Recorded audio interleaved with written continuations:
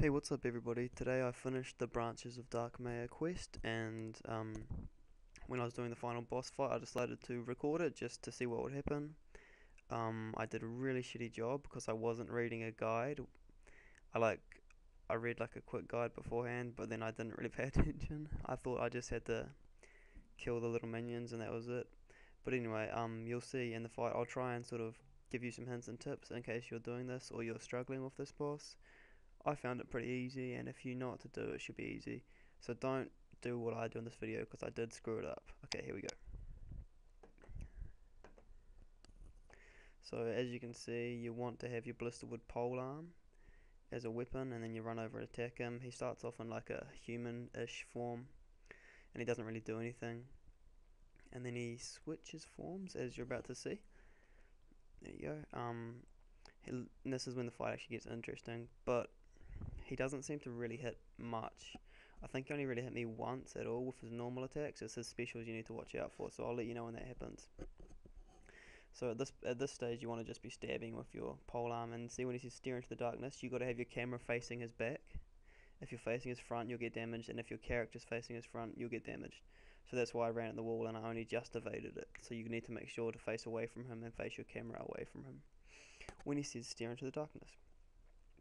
And now when he flies up in the air, what you need to do is you need to basically spam click and just keep moving, like you would if you're in the Luminous Ice Fiend trying to dodge the icicles. I did not know that, so I get absolutely destroyed by his mage. So as you can see now, I'm just like getting torn up, just getting hit constant 300s. I thought for a second I thought it was because I wasn't praying mage, so I think I switched to pray mage here, which was probably a bad idea.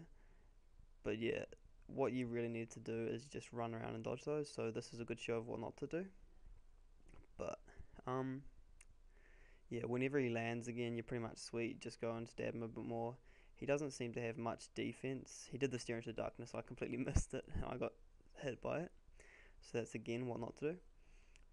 But yeah, he doesn't seem to have that much defense or really that much hit points. So even if you don't have overloads, if you've got supers or extremes, you can still smash him. And once more he does his little blood bomb thingy here, and I should be running away, but I was just focused on attacking him, so I get wrecked and I pretty much use up all my food in this phase. And to be honest, what this goes to show is that if I hadn't screwed this bit up and I hadn't stood there and got smashed by his mage, I probably wouldn't have really needed any food. Probably would have needed like maybe 2 sharks for the whole fight if it wasn't for this bit. So if you guys pay attention and you dodge all of his attacks, you should have no problem at all. Okay, so yeah, like I said, just make sure you keep moving when he's flying around. Pretty simple. And yeah, wait for him to land. You can hurt him when he's flying, but yeah, don't be tempted. So he does the stare into darkness thing. I just missed it while I turned around in the last second. It does not give you very long at all to react. And that little 240 there, I'm pretty sure that was the only time he really hits me without a special. Ganodermic did seem to be a pretty ideal armor choice. Oh no, he hit me again. I stand corrected. And see, this time I finally got him wise and I started running. And as you can see here, I don't think he hits me at all during this little blood bomb phase, whatever you want to call it. So yeah, just keep moving. Yeah, and it's real easy. Like I said before, had I not sort of got smashed the whole time, I probably wouldn't have really needed any food at all except for like a couple of sharks. So I just keep running around until he hits the floor, and I lag for a little bit.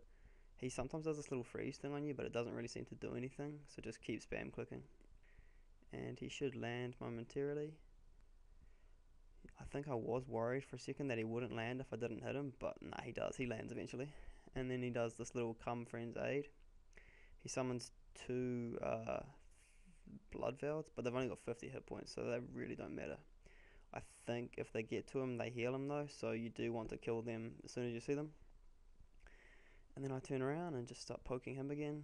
Like I said before, I'm hitting real well, pretty well. I hit a couple of like 500s plus. And yeah, he's doing his little flying thing again, so I will run around like freaking mad thing, which runs around a lot. Anyway, so yeah, just in this phase, this is, I think, it seems to be the only real part that can really hurt you much. Like, Even the Stare into Darkness, I got hit by that a few times. It was only like 200 to 300. It's just this one that'll kill you if you're not paying attention.